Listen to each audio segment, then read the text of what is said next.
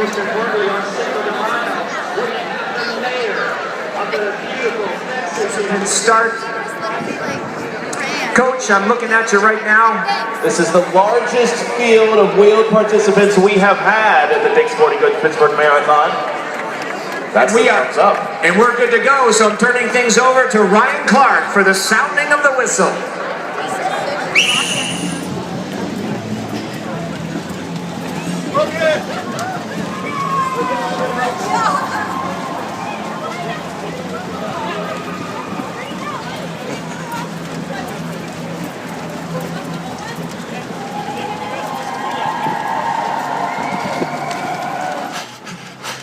I hate this fucking hill.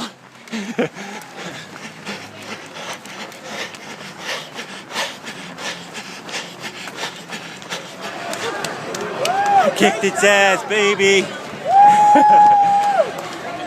Gives you quite the buzz. Holy hell.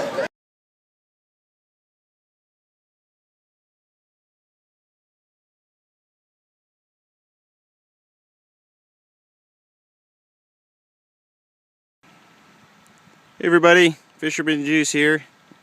Met a man named Bill here today out at the park, and I just found my first silver. The targets in this park, or at least in this grove of the park, seem to be really deep. I just found this merc at 9 inches deep. There's the hole.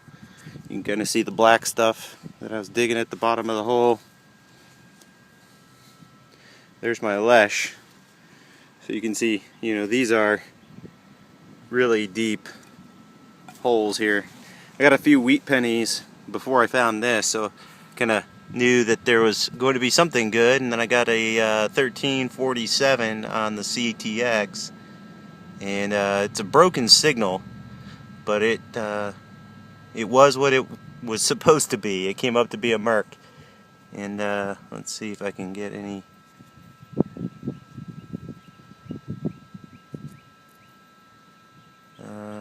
1937 merc. I'll clean it up when I get home and show you some more. Hey everybody, so I'm went about 10 yards from where that merc was, and you can see all the nice black dirt. I had another iffy signal down 7 inches. The numbers just weren't saying anything over 30. They were going 30, 31, something like that. And then, but you could hear a high-pitched squeak right at the end. So I went ahead and dug it, and I think what this is the Pittsburgh Railway token. And that would be my first one, so that's kind of cool. I've never gotten one. Awesome. Alright everybody, I'm here hunting with Bill. Bill, what'd you get? Looks like a merc. Hey, what's up? It's Blast. Out the park today. A new guy, Justin. Well, not a new guy, new to me, I guess. And he's already got one, so let's see if I can. Yeah, it's definitely silver there. It's definitely a merc. It's a little black.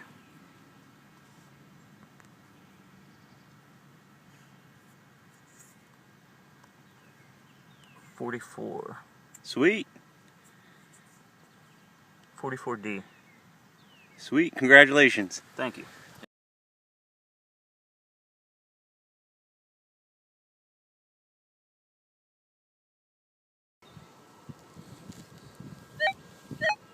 Okay everybody, just wanted to show you the signals I've been digging.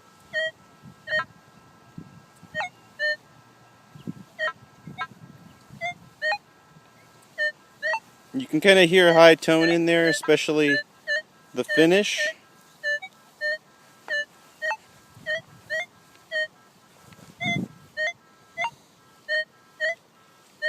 But the numbers all stay right around, you know, in the low to mid 30s, and they occasionally go in the high 30s. But at 8 or 9 inches, I think that's potentially something decent. Well, I can't be right every time. So I dug this giant hole, 9 inches deep, through like clay, and then pinpointing, found out what I was looking for was in the plug all along. It wasn't 9 inches down. It ended up just being a thumbtack. Bummer. Hey everybody. So I just had a nice, really solid 1242 signal. Only 4 inches deep, and in this area I have not been digging anything unless it was at least 5 or 6 inches. Most of the targets have been 6 to 7 inches. But I just flipped over the plug, and in it there appears to be something with the look of silver.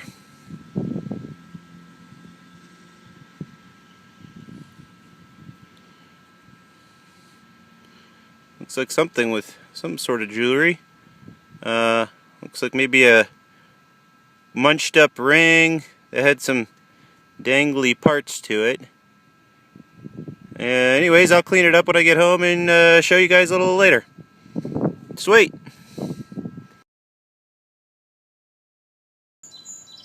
Well, it's Tuesday night, and out at the park here, metal detecting. Just came across this signal.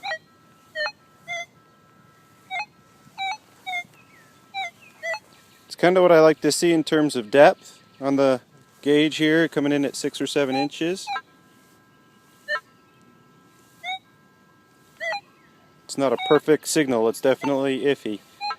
Coming in, bouncing around the iron from 1 up to jumping to 10. The numbers up to 46, down to 30. But you can definitely hear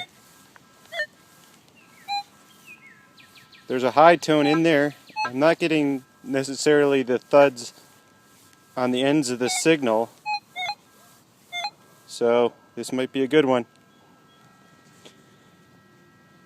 And just popped open the plug, and I see that hiding in the bottom there.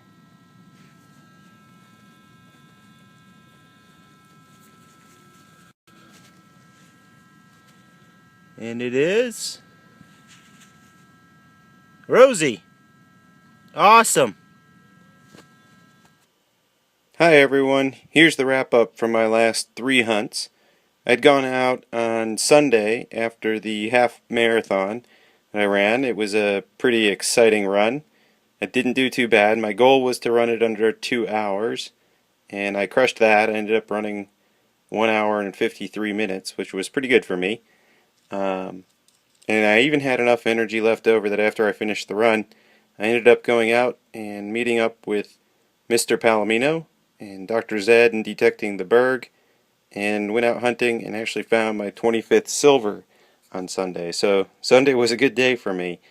I also went out yesterday afternoon. I took a half day of work yesterday and hit another local park where I ran into a new person that I'd never hunted with before, but I was driving around some of the groves at the park, saw somebody out metal detecting, and figured I'd stop and say hi.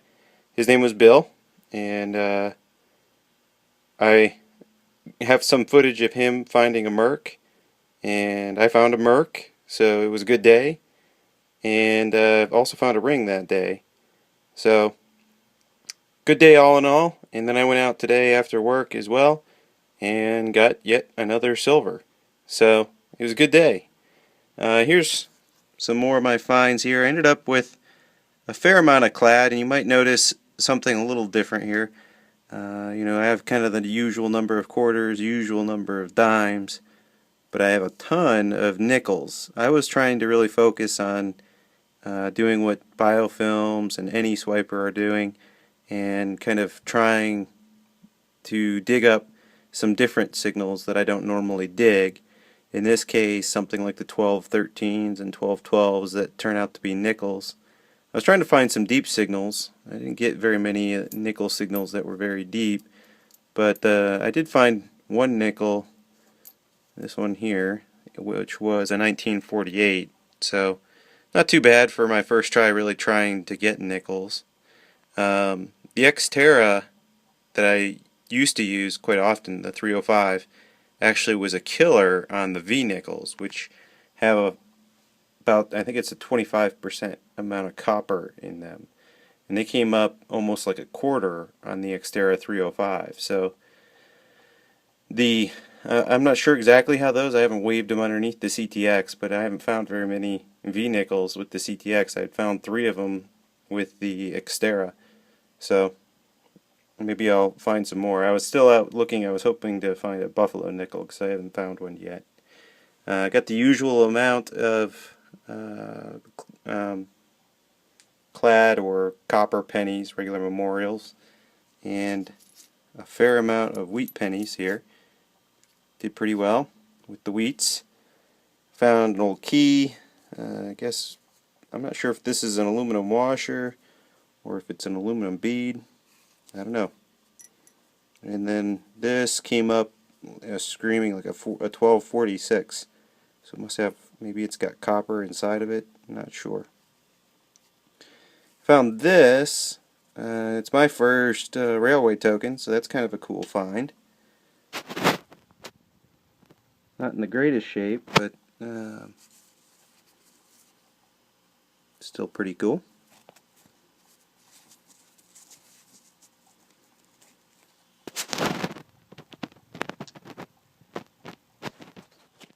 And here's the silvers that I found. So this was silver number 25 that I found out with Mr. Palomino, 1946. And I don't see a mint mark. So kind of a cool find. And then the following right after that, I actually found this, which was kind of an odd find. I don't know if you can see it on here, but it's stamped 925. So that little piece of silver is actually silver, but it's connected to elastic. So I guess they used to make hair ties or hair bands and connected them using a little piece of silver. So it must have been an expensive hairband. The following day, I went out and found this merc, a 1937 D mint mark. So that was a cool find. I found that really deep. It was about 9 inches deep. And Bill was able to, I think that helped him out a little bit, gave him a little bit more of an idea of what to search for in terms of signals. We were looking for these real choppy sort of deep signals, and he ended up being able to find a merc the same way. So that was kind of cool. Later on in the hunt, I came across this ring with these dangly bits on it. It was all bent up pretty good when I found it. But if you look, stamp 925, so I got silver there. So that's kind of a cool find. And then tonight, was out, and this was actually the second signal that I dug. I must have a habit of digging the good signals on the first try. So this was a 1950 S mint mark. So that was a cool find, and so that makes 27 silvers for me this year. So hope you enjoyed the video, and happy hunting.